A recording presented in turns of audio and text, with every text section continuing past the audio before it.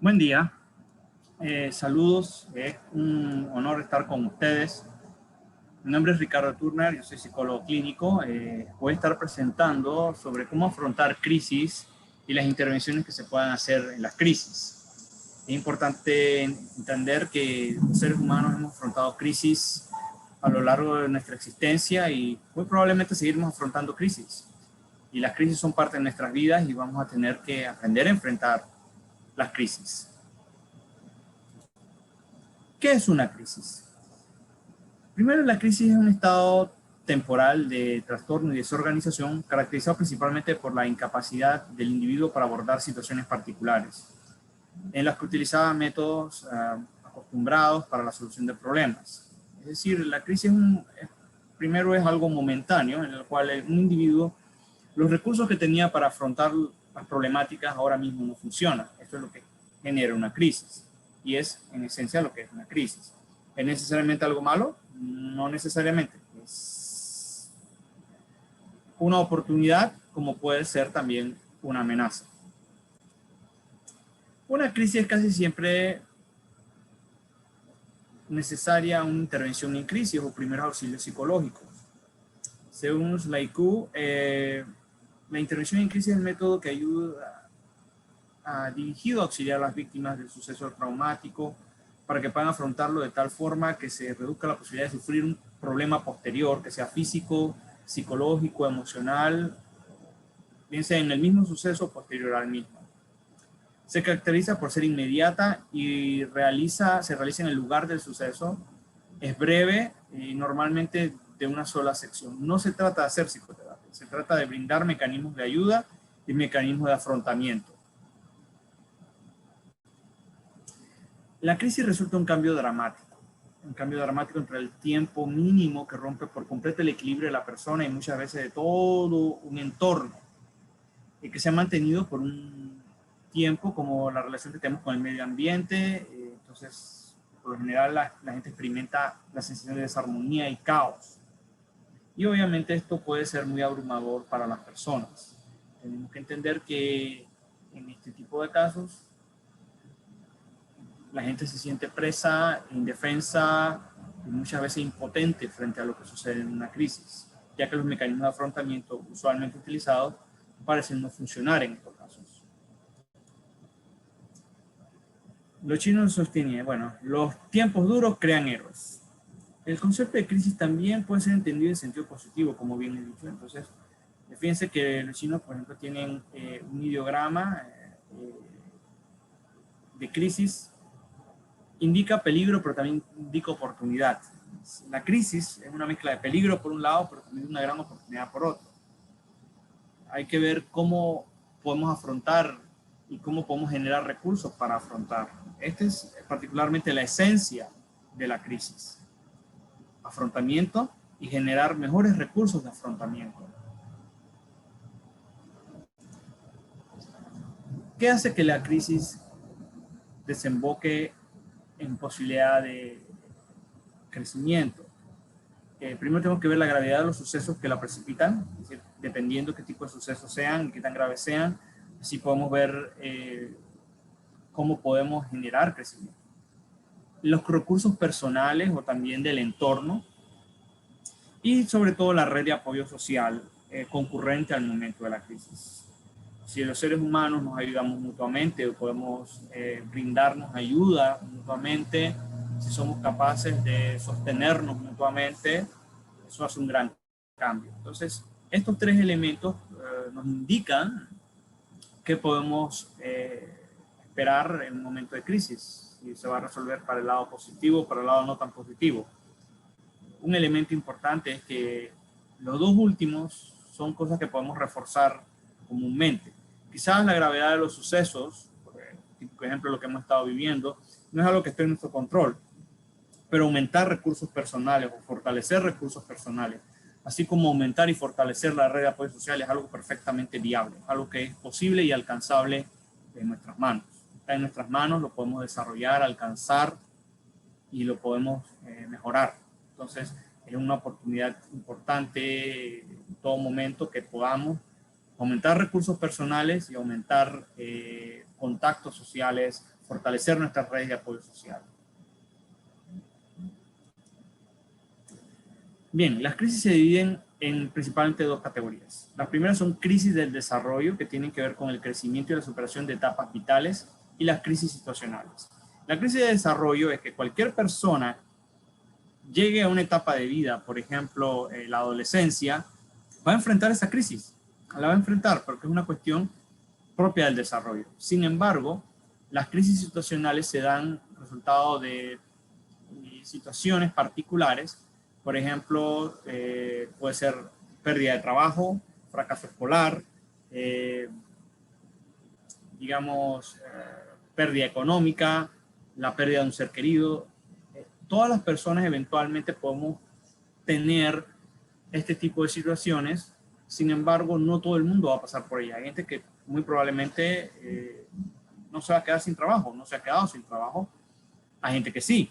Hay gente que ha tenido rupturas amorosas, otra gente que no. O sea, va dependiendo de las situaciones particulares y muchas veces tienen estresores tanto internos como externos. Bien, básicamente hay tres formas de poder intervenir la crisis. Está una que es las líneas de atención permanente, centros de acogida, clínicas de crisis, las víctimas donde puedan acudir las personas a llamar las 24 horas del día. Aquí hemos desarrollado líneas de ayuda en la situación de la pandemia y ha estado funcionando, ese es un ejemplo. La otra es la atención externa, por ejemplo, terapeutas que se desplazan al lugar donde están las víctimas para proporcionarles apoyo, consuelos inmediatos tan pronto como sea informada la crisis. Esto se ha dado también, por ejemplo, cuando hemos visto casos de desastres, los casos de inundaciones que hubo en tierras altas, hubo personas que se movilizaron a dar asistencia a las personas que fueron afectadas.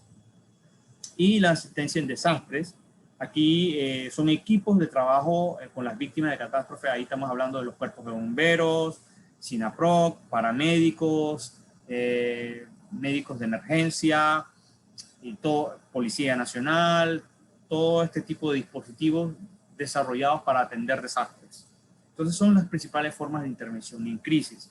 Vean también que todos estos dispositivos en alguna o mayor medida también se pueden fortalecer, se pueden desarrollar, se pueden incrementar, y entre mejores estrategias tengamos, mejores desarrollo y dispositivos tengamos, podemos responder mejor ante crisis o situaciones críticas.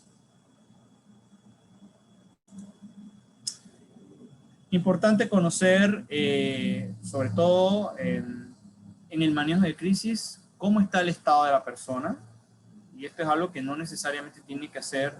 Es bueno que lo haga un profesional de la salud mental, por ejemplo, un psicólogo, médico psiquiatra o algún otro personal de salud que esté especializado en salud mental, pero también lo pueden hacer y se les puede entrenar inclusive a cuerpos de rescate, a saber cómo está el estado, que vean ciertas claves particulares para conocer el estado. Y lo muy importante, documentar, es decir, tener registros que podamos comprobar, constatar y saber dónde referir, si tiene que ser un centro hospitalario, si tiene que ser un centro de urgencia, centro de emergencia, si tienen que buscar algún tipo de terapeuta ya para atender efectos más serios, o sea, a dónde pueden canalizar la persona que está en crisis. Fíjense que para el manejo de crisis es importante conocer el estado de la persona. La veo muy alterada, no necesariamente tengo que hacer un diagnóstico, por ejemplo, veo a la persona muy alterada, ok, documento, puedo canalizarlo. Entender que cuando hay crisis es normal, natural que haya ciertos grados de alteración, dependiendo de la gravedad de los impactos. Por ejemplo, cuando ha habido pérdidas humanas o desastres muy grandes o la gente se ha visto muy afectada, va a haber niveles de afectación fuertes. Puede haber niveles de afectación fuertes. Bien, importante en el examen de estado mental conocer la apariencia, físicamente cómo se ve, el lenguaje, cómo está hablando, el pensamiento y la percepción, es decir, es coherente, no es coherente, percibe hay una percepción clara de los eventos ambientales, cómo está el estado de ánimo, el afecto, la persona está muy ansiosa, muy decaída, muy alterada, está como más estable, más calma, cómo están los sentidos, por ejemplo, la orientación, la memoria, la atención, la concentración y la posibilidad de juicio. Es decir, la persona puede tomar decisiones, está en la posibilidad de tomar decisiones, está muy confundida para tomar decisiones. Todo ese elemento es bueno evaluar. Obviamente, algunas cosas son más fáciles de evaluar porque se pueden observar de repente a simple vista, para las otras hay que ir preguntando. Usualmente si tenemos duda o no está muy clara el estado, indicar, mira, no hay datos suficientes, los datos no son suficientes, o no hay datos para esto, o se presenta mucha confusión o hay mucha irregularidad. Lo importante aquí, cuando uno hace un examen de este tipo, es ser muy descriptivo. O sea, hay que ser descriptivo, hay que saber qué ocurre en lo que es observable. No es algo para interpretar. Me parece que la persona da muestras de esto. La persona se está mostrando de esta forma, la persona está hablando de esta forma, la persona está vestida de esta forma o tiene esta apariencia. Es una cuestión observacional y descriptiva más que otra cosa. Importante identificar la agudeza del problema, evaluar la gravedad de la situación, si hay riesgo y qué tipo de riesgo hay, evaluar la funcionalidad del individuo a corto plazo en todo aspecto, evaluar riesgos inmediatos y ver si hay cuestiones ya que impliquen riesgos para la vida de la persona. Posible tentativa de suicidio, posible ideación suicida, riesgo de ser afectado por otros, es decir, hay peligro por parte de terceros, si hay maltrato o de cualquier tipo, son cosas que es importante aprender a identificar en ciertas situaciones de crisis. Entonces, ¿cómo está dispuesto? La primera fase es tomar decisiones clínicas, revisar opciones de tratamiento. Y el otro es, podemos brindar algún tratamiento de apoyo psicosocial. Y lo otro es tener en cuenta no enviar a la persona hasta haber coordinado con todos los servicios. Si la persona no está debidamente atendida o no está debidamente estabilizada, no devolverla a su casa. Y es posible que devolverla a su casa no sea una opción. Hay que ver en qué condiciones está la vivienda, la persona tiene que estar en un lugar de acogida. Todo este tipo de cosas es importante evaluar y disponer al momento.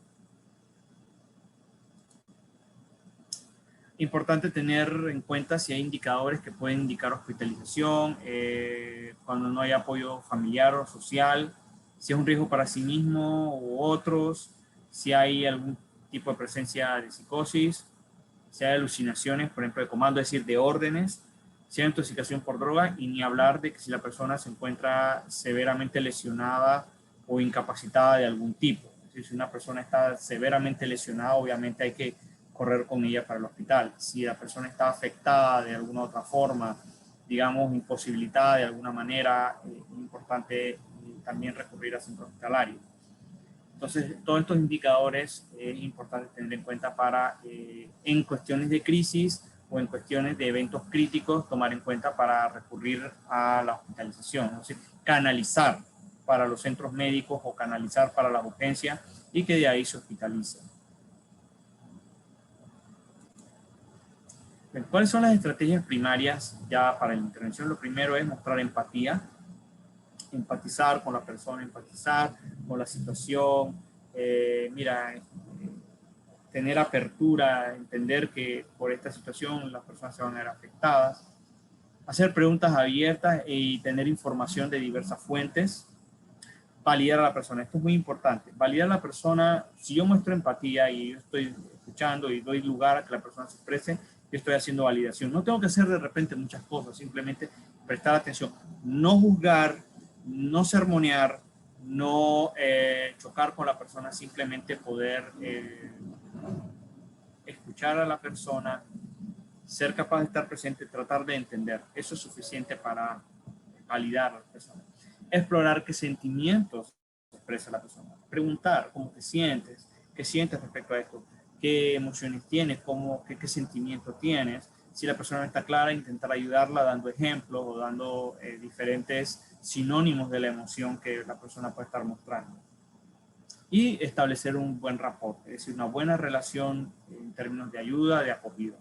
Importante para que las personas se sientan escuchadas, se sientan atendidas, se sientan bien tratadas. Bien, Importante las estrategias para dar primeros auxilios psicológicos.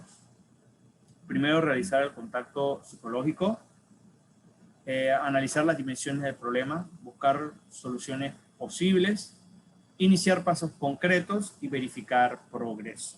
Esto es importante, es una lista como muy básica, pero muy útil, porque en esos momentos tenemos que ir muy concretos y estar pronto a sacar a la persona del estado en que se encuentra y ver cómo la podemos hacer lo más funcional posible. ¿Qué hacer y qué no hacer en los primeros auxilios psicológicos? Primero, escuchar de manera cuidadosa, reflejar los sentimientos y comunicar aceptación. ¿Qué no hacer? Contar la propia historia. No, aquí la persona es la que nos tiene que contar. Ignorar los sentimientos o los hechos, juzgar o tomar partido. Eso es algo que no nos toca hacer. En las dimensiones del problema, plantear preguntas abiertas, pedir a la persona que sea concreta, evaluar la mortalidad, es decir, riesgo de posible muerte.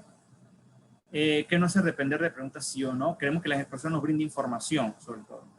Permitir abstracciones continuas, eso nos ayuda, tenemos que ser concretos. Y soslayar señales de peligro. Cualquier señal de peligro hay que registrarla.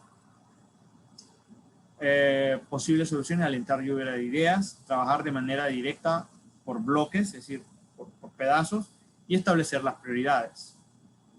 ¿Qué no hacer? Dejar obstáculos sin examinar, tolerar una mezcla de necesidades. No, vamos a ver qué es la necesidad imperante. No andar teniendo cosas que una u otra darles el mismo lugar. Acción concreta, un paso a la vez. Establecer metas a corto plazo. Hacer confrontaciones cuando sea necesario, pero son confrontaciones en forma de pregunta, no chocar a la persona. Ser directivo, no necesariamente ser mandón.